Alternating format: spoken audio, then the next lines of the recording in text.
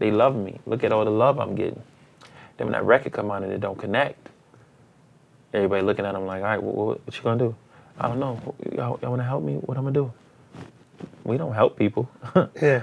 That's not what we do. We put out records, and if they hit, they hit. If they don't, we find somebody else who gonna hit. And when you believe it's all about you, it's a cold world when you realize it's not. It's a cold fucking world when you look around and realize them people that was fighting for you in the office and crying for you and saying, we gotta please come to our label, come here. They're not there for you no They more. don't answer the phone no more. I think it's a treacherous industry, but those things can do a lot, have a big impact on your mental health. Absolutely. So I want to transition and start talking about the connection between music and mental health. Recently, I know I've spoken about Beyonce and Jay-Z a lot in this interview, but they put out the Everything Is Love album, right? Mm-hmm. And it started off with the Lemonade, then it's 444, and now it's Everything Love. And like Jay-Z said, you can't heal what you don't reveal, right? Mm-hmm. So I like that he's sitting down talking about how they're in therapy. I like how other people are coming out to talk about mental health, how it's becoming more prevalent. And that is the goal of our mental health care campaign, to bring this information to people, let other people see that nobody's immune to this. You know what I'm saying? Everybody goes through this. So question for you, have you ever thought about attending therapy or mental health services? Not because, it's always a stigma when I ask that. People say, oh, I'm not crazy, there's nothing wrong with me. But as an artist, as a songwriter, as an executive, as a family guy, right? You wear a lot of different hats, and sometimes we need somebody to be able to process these things with. So have you ever considered that? I've been a therapist before. Nice. It was, you know, a lot of times I do a lot of what I thought was self-healing, but sometimes you just need somebody to talk to and hear you. You know, like you think, okay, well, I figured out what's my issue. Yeah, even if you think you figured it out, sometimes it's good to talk to somebody and just hear it and say it out loud. And a lot of times it was some of the things that I had already revealed or discovered on my own, but it felt more comforting to have somebody else say, you're right, I understand what you're saying, and you're not wrong for feeling this way, and it's because of this, and you know, help you get to a certain points together. One thing people have to understand about this game is, as soon as you become successful, you're a target. Girl at the bar, she like you now, she wants your money. The guy on the corner want to rob you, want to take from you. This guy got a business opportunity for you. You can't go to the family reunion without somebody saying, hey man, can you invest in this? Can you do this? All right, you go to the gas station, you pull up in your car, you gotta look across your shoulder, you gotta do this, everything in life, you're a target. You try to buy a house, real estate agent, figure out who you are, interest rate, boom, we're gonna get them. We're gonna get as much money as we can possible. You try to get your gate fixed, the gate man comes, see the property, $7,500. Yeah. You know what I mean? For a $1,500 job. That's stressful to be that type of, I'm a target. I've been a target since for the past 11 years. So people forget that you're human. And that's a difficult thing to deal with in a game where you're just a nice guy. You know what I mean? I'm from the streets, so I'm comfortable around my people. But it's pressure being around my people. I move around how I want to move around. I go wherever I want to go. I don't feel like I'm trapped in any place. I don't feel afraid in any place I go to. But there's pressure being around my own people because I realize that they don't look at me as a person. They look at me as a target. And anything I go through is less empathy towards me because I got money. And that's a tough thing to deal with. And it's something that many people who are successful deal with. That's why when you see people blowing their brains out and at the height of their career, you say, why would they do that? It's because one thing you have to understand is money is an object. An object can never fix something that's going on internally. It's impossible. Yeah. So, unless it's Pepto-Bismol. But other than that, yeah, Tums, you know.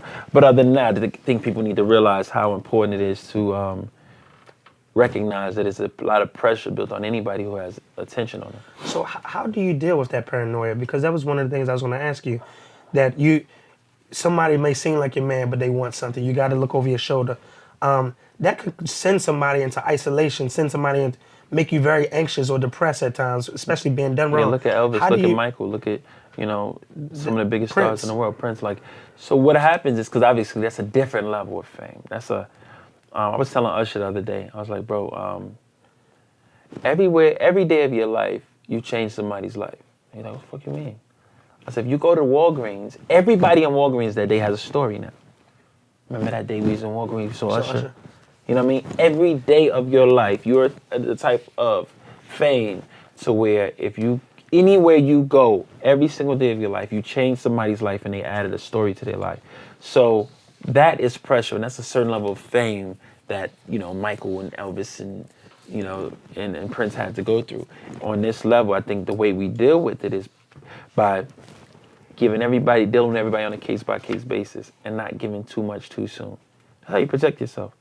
All right, I trust you enough to be this close to me. And even if you're in my space, I'm not going to give you too much until I realize who you are and understand your character. And even then, Still got to be cautious. I could still be wrong. Yeah. So I think that's the best way to do it. So we spoke about a lot of different artists, and not everybody seeks mental health treatment. What do you see as potential the barrier in the industry as far as people being open and accepting of mental health? I think it's happening now, man. I mean, as much as we kind of criticize this new era of music, they're very vulnerable and they're very honest. And if you have to look at these kids, they're doing a lot of drugs, bro. And you have to start questioning and asking yourself why these kids feel like they have to do so many drugs.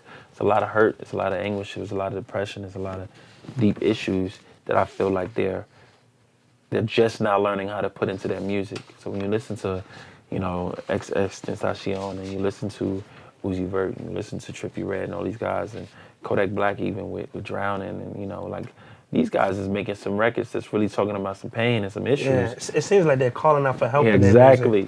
So now it's becoming more of a conversation and more of a household conversation.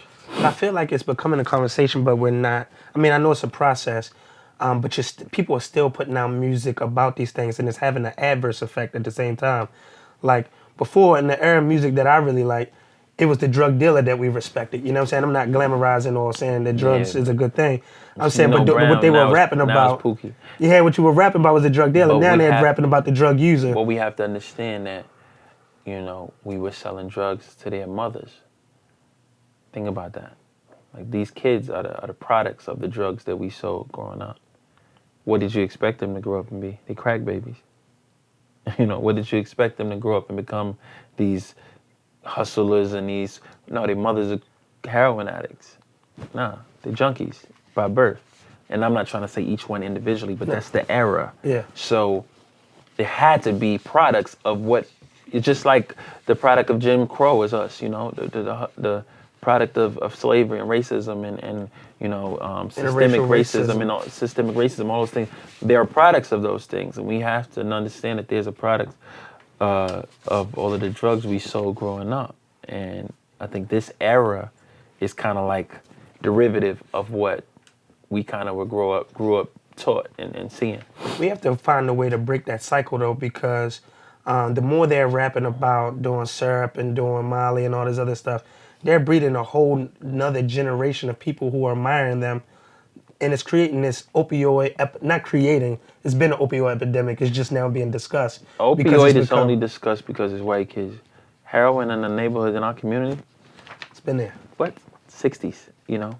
The Nixon administration introduced heroin to the black community and marijuana to the hippies, to give light sentences for hippies, just to keep them, shut their mouth about the Vietnam War, but to shut down totally the Black Panther movement. If we do our homework, we understand that opioids is not anything new. You know what I mean? Morphine in the 30s is something that's been heavy. It's just that when white people are affected by it, and it's just sad to say, like that's just the actual truth of it. Even a white person could recognize this. When it comes to our issue, now it's a crisis. The war on drugs, but it's an opioid crisis.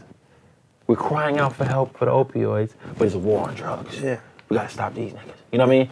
So I just feel like when we're honest about what it is, we know that it's not anything new. It's something that's been going on with us for a long time. So even outside of outside of the drug use, in the industry, there's this lifestyle that is portrayed, that is pushed. So you have other executives and people that own their own liquor brands and stuff like this. And that's business. But additional to that, you get a lot of people in the industry who abuse alcohol as well. What are some of the pressures that the industry puts on people that they turn to alcoholism and stuff like that as a coping skill? First of all, it's a party lifestyle, and it's this constant need for it's like we need to be justified. They need to be legitimized. They need to feel like, all right, cool, I fit in, or you're self-conscious, but the whole world is watching you. How do I get through this? You see this confident person, but you don't realize the pain and the fear in them. So how do I hide this? How do I get through this? Oh, my man gave me a bottle, so now I drink, and I realized that I got through the night easier with that bottle. So now I need another bottle, and now I need. Oh, the bottle ain't working. I need some Coke. Oh, this ain't working. I need some heroin. This ain't working. I need some pills. So over time, you start seeing things shift and change, and people start being less of themselves and more of the substances they use. So speaking of, and you talked about this was one of the pitfalls for artists, is that stardom. That's a whole nother drug right there. Mm-hmm. Where like people, you get catapulted to this level of notoriety and everything like that. But you can fall at the same time real fast. What is that anxiousness like about maybe putting out something that's not going to be, that and doesn't get accepted, or just being hot and then now you go from not being this to nothing? era, Have you ever experienced anything like that as This well? era is a lot tougher because Kendrick Lamar put out Damn, what, a year and a half, 2 years ago, right? Yeah. And he toured for like most of the time. I think he just finished the TDE tour. And you know what people are saying right now? We need another Kendrick project. What's up with that? It's like, yo, bro, what you think he just did a whole album, successful album, won Grammys, toured the world. Can he have a second to sit down without you feeling like, well, where's the next Kendrick project? Like, he just did the whole Black Panther soundtrack. Yeah, pretty much. But so it's a constant need for validation consistently. And people believe, since everybody is used to this microwave type consistency as far as music and a production of it, they think that all artists function on that level. And when you function on a level of a high level, like a Drake or like a Kendrick, like a Cole, like a Beyonce, like you just never know what goes into creating those projects. And the pressure is now, what have you done for me lately? And you're like, yeah, but I just put out an album a year and a half ago. It's not enough. What's the next one? You're gonna fall off. So that can be a lot of pressure, and it can lead you to a dark place. Speaking of Erykah Badu, she said on one of her tracks before, like, I'm an artist and I'm sensitive about my stuff, right? Mm-hmm. As artists, we get in this place where we're creative, and you gotta go to like this hypomanic state to create sometimes, you know what I mean? And when you're in that space, you can create magic. What is it like when you come out of that space and you gotta live day to day now in a non-creative space, you know what I mean? Yeah, but you never come out of that space. You're always creative. I teach people at my conference, you can't look at a painting, you can't read a book, you can't watch a movie, you can't listen to a song without understanding or try to figure out what made it great. So you're always creating, you're always understanding, you're always dissecting, you're always picking things apart. So it's never a moment where I'm not being creative. So how do you I know, speaking for you, when you're creative, sometimes you just go to a place when you're just on one, right? Mm-hmm.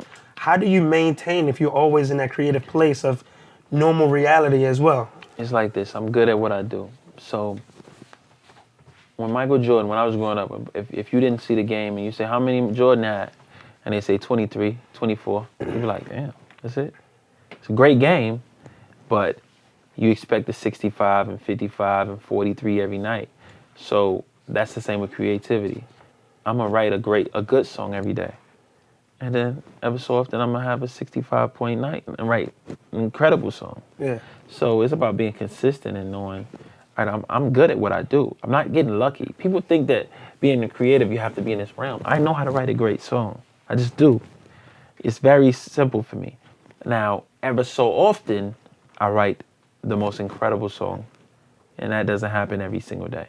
So being able to be consistent with it keeps you there and keeps you creative. But don't ever think that, we have to be in some type of realm. Nah, we get in the zone where we just knocking out some really inspired. We inspired a little bit more than normal. But nah, man, we always there. We always creating. So you say you can write an incredible song. You can go for a Kobe type of night, right? Mm-hmm. What was probably the most incredible song that you say that you've written? Yeah, some of my best songs were the ones that weren't hits. You know, some of my favorite songs, like a song called No Such Thing as Too Late for Brandy was one of my favorite songs, and it wasn't a hit. Dive for Usher, or Energy for Carrie Hilson, you know. Those are songs that weren't huge hits, but to me, they were my best penmanship. So speaking of like you in your writing skill, we talked about this earlier about where the writing comes from, but I find that a lot of very, very impactful songs, even if we go to Gladys Knight, if we go to Anita Baker, just whatever, or The Temptations, whatever, it comes from a place of pain, you know, that just resonates. And it seems like we go through trauma growing up. We normalize trauma, you know what I mean? Which I'm gonna come back to. But we go through these dark experiences and we never seek like help on these things or talk to somebody about them. But they create beautiful, beautiful outcomes, you know what I mean? Mm-hmm. Do you use music as a coping skill to be able to get those things out for you? Or is it just pure? See, I love music so much that it's innate. It's what I do every single day. But I can see how people could use that as a coping mechanism. But for me, personally, I just love music. I love being in the studio. I love recording. I love creating. So for me personally, it's not necessarily a coping mechanism because it's just something I've always done and I've always wanted to do. But I could see where people could get away and escape inside the music. And I think it's a great place if you want to escape, to get inside, to get away from the realities of the world. Art is a way of traveling the whole world without leaving, you know. So being able to do that is a blessing of music. So in Florida, the dude XXX Tentacion, did I say his name right? Mm-hmm. Was just recently killed, right? Mm-hmm. Which is sad. But today's society will be hurt by it. We'll make a post, and then the next news cycle come out, and then we on to something else. And I find that in the industry, I find that just in our communities in general, that we don't take the proper time to grieve. Like Kubler-Ross says that it's 5 stages of grief, right?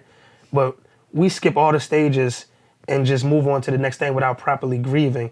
Why do you think that happens in our community, and especially with tedious schedules in the industry, that doesn't give you a chance to sit back and take your L's and stuff like that? Do you think black people have ever had the luxury of having time? Black people have never had the luxury of time. People of color have never had the luxury of time. You need time to grieve, right? Can you afford to take off work to grieve? Imagine being so well off and so established financially that you could say, Mom just passed. You know what, I'm going to take a month holiday to get over this, which is necessary. We've never had that advantage. I was talking to my driver on the way from the airport last night, and I was explaining to him. He was trying to explain to me that, you know, well, Trump had it tough too, and he had a rough upbringing. And I'm like, the advantage of privilege is beyond me. Like, you cannot put into words how amazing that is to be able to say, I'm comfortable enough to say, I'm gonna stop what I'm doing to deal with this. When can it, in history of being black in America, in history of being black around the world, where have you seen the advantage of being able to stop working? You can't. Now, some rich people, but I'm talking about as a group of people, as a community, as a society around the world, we've been oppressed in our own country. You know what I mean? We've been oppressed in our own country, in our own continent. It's been ran and still run by Europeans. So what you have to understand is the luxury of being able to say, let me take a break. We've never had that luxury, and that's why some of the issues that we have are constant and consistent throughout time as generational curses on us. It's because we never had the advantage of being able to say, you know what, I'm gonna take off work. No, your son died. If you got 2 days, if you don't get to work, I'm sorry, I gotta fill the spot. Yeah, even just in life in general, we've been told to shut it up, deal with it, just keep it moving. It's nothing wrong. You'll be all right. Complaining for? Yeah, what you complaining for? You can't even talk about slavery. Slavery is one of the worst things, the worst thing that has happened to a population of people. You know, that's not undermining the Holocaust and stuff like that. You know what I'm saying? But you see how you gotta be quick to always bring up the Holocaust and you give a disclaimer for the Holocaust, right? Do you think anybody who ever talk about Holocaust give a disclaimer for slavery? No. So stop doing that. Yeah, I wanna. They went through what they went through, but one thing is they went through it together. So if our backs was against the wall and we had to fight our oppressor together, you know how close we would be? No, our oppressor was so devious and meticulous in their cynicism that they said, I'm gonna pit you against each other and us against you. So instead of you being able to grow and develop together and have unity, I'm gonna show you how to hate light skin against dark skin. I'm gonna show you how to hate fat against skinny. I'm gonna show you how to hate rich against poor. Instead of being one, I'm gonna pit you against each other, and then I'm against you. So you fighting us, we fighting them, and then the only person that we can ever go to feed us is the oppressor. So Willie Lynch there. Exactly. So what we have to understand is, yeah, Holocaust was terrible. It was horrible.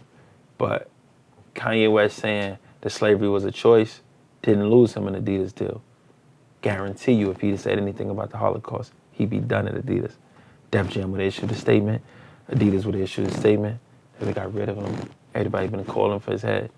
And not to say anything about his point of view, but what I'm saying is there's a no level of sensitivity for us, but we're so empathy. We empathize with everybody else and their plight and their hurts and their wounds.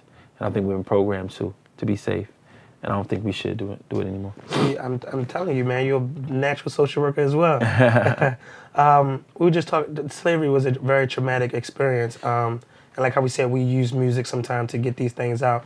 What's something traumatic that you went through that influences your music in any capacity? When I was in high school, I was selling drugs and I got robbed for like 2.5 ounces of cocaine at gunpoint. And it was a crew called the Murder Mob. And basically, these guys was known for doing a lot of murders around that time. And they put 2 guns to my head, and I was like inches away from death. And I never forget, a guy said to me, if it wasn't my mother's birthday, I'd kill you. It's my mom's birthday. I don't want to kill nobody on my mom's birthday. And that was one of those things that stuck with me. And I don't want to say that I think about it often, but I know that if I didn't do music, I would be a drug dealer. I know that. Because I have always had an affinity to nice things and living well. And I just know that was all I saw in the environment I was surrounded by, which all of us. And we decided to take a different route, but all of us, it's just the difference is I know me, and I wouldn't have been a regular drug dealer. I would have been the biggest drug dealer. I know it because I know how I think and how I move. So I would either been the biggest drug dealer or I'd be dead.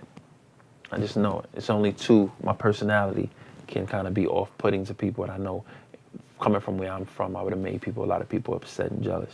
So that trauma pushed me in the right direction to say, I can't live like this. That wasn't even my drugs. You know what I mean?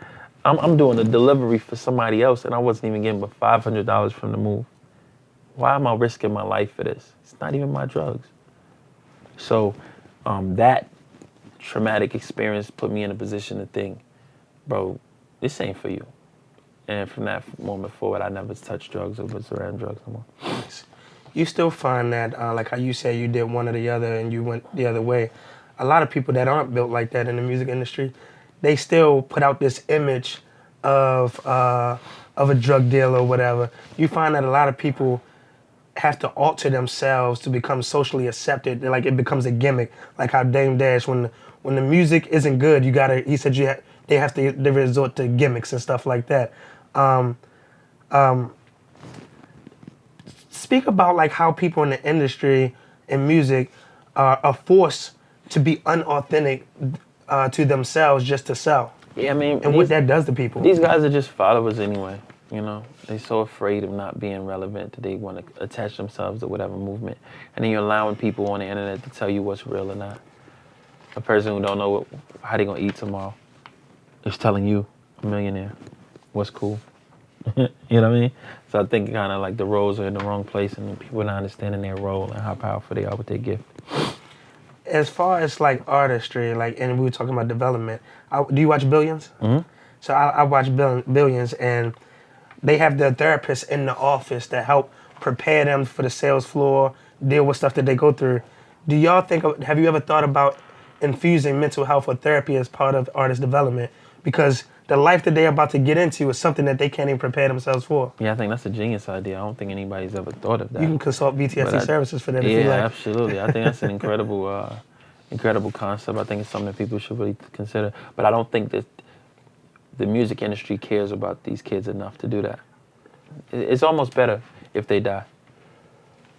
If you think about it. Records sell more. Like, look at Triple X. Top streaming person in one day. And 2 weeks ago, Spotify canceled him from their playlist altogether because he had a assault charge against a woman. So, but that quick now, they can benefit from it. So, run the streams up. So I think that they could care less whether you OD or you die. It benefits them, actually. They own your catalog anyway. So lastly, Maslow has this hierarchy of needs, and on the top is self-actualization, right? You want to be accepted by your peers. You want to be experience your purpose, right?